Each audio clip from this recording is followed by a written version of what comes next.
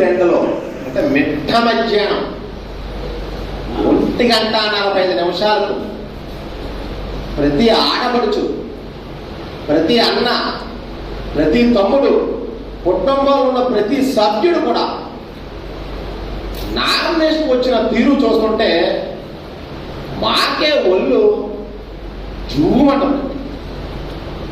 ఒక పక్కన వడదెబ్బ, నిన్న చూడండి ఒక ఎండ తీవ్రత ఎంత ఉందో, ఎండలు కూడా లెక్క చేయలేదు.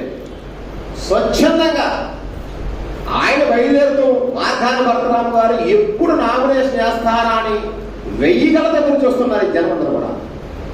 వియ్యాపురం కానించి ఈ యొక్క మున్సిపల్ ఆఫీస్ వరకు కూడా జనం ఇసుకేత రాలేదు జనమందరూ కూడా. దానికి కారణం ఏంటి? ఒకే ఒక కారణం ఉంది.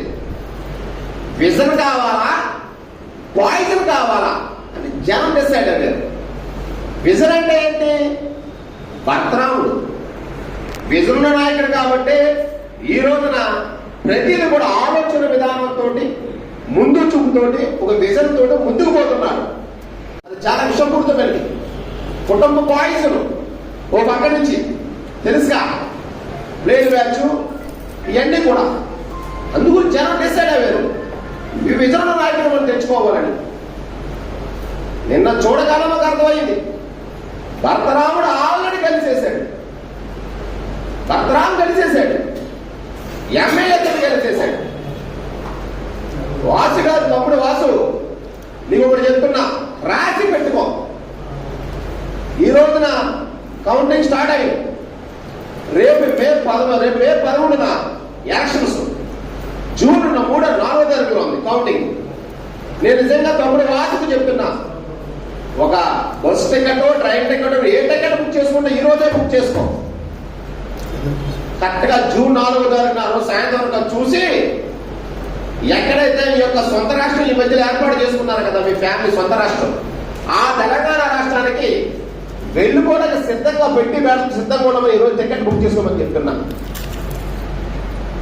ఒక భరతరామ్ అనే వ్యక్తి ఒక ఎమ్మెల్యే కాదు, ఒక మంత్రిగా కూడా రాబోతున్నాడు. రాసుకో, ఇది నిజం. మేము ఛాలెంజ్ చేస్తున్నా. జనవంతం డిసైడ్ అయిపోయి నిన్న మీటింగ్ చూడగా, నిన్నంతా ర్యాలీ చూడగానే మీ అందరూ నాకు తెలుసుండగా తడిసిపోయి ఉంటాయి. ఇంకా డబ్బులు కూడా ఖర్చు పెట్టుకుని వేస్ట్. ఇది చరిత్ర. ఆల్రెడీ ఇంతకుముందు కూడా చెప్పాను, జనం ఒకసారి అవకాశం ఇస్తారు, నీకైనా నాకైనా ఎవరికైనా సరే. ఆ అవకాశాన్ని రాజకీయ నాయకుడు సద్వినియోగం చేసుకుంటే 10 కాలాల పాటు ఉంటారు. 5 సంవత్సరాల కింద నీకు అవకాశం ఇచ్చారు. మీ భార్య గారికి ఒక ఎమ్మెల్యే కింద అవకాశం ఇచ్చారు జనం అందరూ కూడా. దాన్ని నువ్వు మూట కట్టేసి ఎమ్మెల్యే అంటే ఒక రబ్బర్ స్టాంప్ కింద తయారు చేసి నువ్వు చూసావు. కాబట్టి రాజమండ్రి ప్రజానికం అంతా కూడా ఒక్కసారి ఆలోచించుకుంది, అరే విధున్న నాయకుడు ఈ రోజున ప్రతి ఇంటి, ప్రతి ఏ ఈదికి వెళ్ళినా ప్రతి సీసీ రోడ్డు కానీ, అదేవిధంగా ఒక డ్రైవ్ కానీ, ఒక డివైడర్ కానీ, ఒక యాపీ షీట్ కానీ, కంపార్ట్మెంట్ కానీ, అదే దండి మార్చ్ కానీ, ఇటువంటి డెవలప్మెంట్ చేస్తున్నారే ఇతర నాయకుడు. పొరపాటు కానీ నువ్వు కానీ రాజమండ్రిలో వచ్చావనుకో, ప్రతి వీధిలో ఏముంటాయి? ఒక చిట్ ఫండ్ కంపెనీ ఉంటాయి, ఒక చిట్ ఫండ్ బ్రాంచ్లు ఉంటాయి, లేదా మీకు అసంఖ్య కార్యక్రమాలకి మీకు డాన్ కదా, డాన్ సంబంధించినటువంటి షోరూమ్లు ఉంటాయి ఇక్కడ. అది నీ చరిత్ర. జనం అందరం తెలుగు మీరేరు. వాట్సాప్లు వచ్చినాయి, ఫేస్బుక్లు వచ్చినాయి.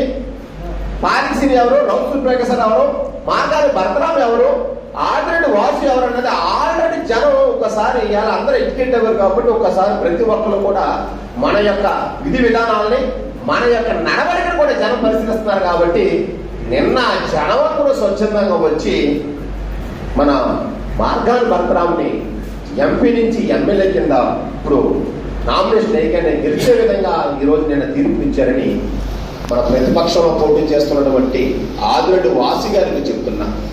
అడుగు పెట్టాలంటే ముందు ఒక విజన్ ఉండాలి. విజన్ లేకుండా వచ్చి మేము కుటుంబం, మా కుటుంబం ఇక్కడ టాపు, మా కుటుంబ పాలనతో ఎటువంటి చేయాలంటే జనం నమ్ముతాలేదు. దయచేసి ఎక్కడైనా సరే మీరు తగ్గి బస్ టికెట్ ఈరోజే బహుశా నాకు తెలుసు మీరు నిన్నే చేయించుకుని ఉన్నా అన్నారు, నాకు తెలీదు. ఆధార్ కార్డు కొడతానని వస్తుంది.